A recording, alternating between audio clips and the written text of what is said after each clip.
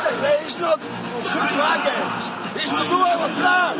And our plan is don't let them move the ball. What about the entries? What about the pass line? We are working right now for a storm. But remember that we don't want to do it a 3+1, 2+1, nothing +1. It's a paint too easy.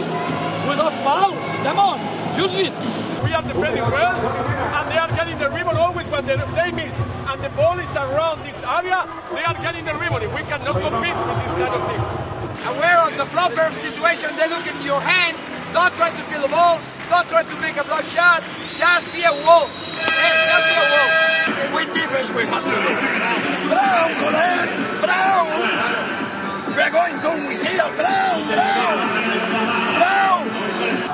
So Dario is making boom, boom here. But everything is distraction. We are going to play for will. The next Spanish, we're going to trap them. Trap. If we play the trap, he's going to move here. But don't go best lane for no reason. Each action to score. Start to score.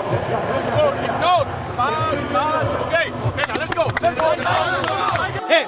Hey, listen. If you don't know what to do, because nothing, we have to lose the ball here, never here. So KP, pass to KP and nothing else.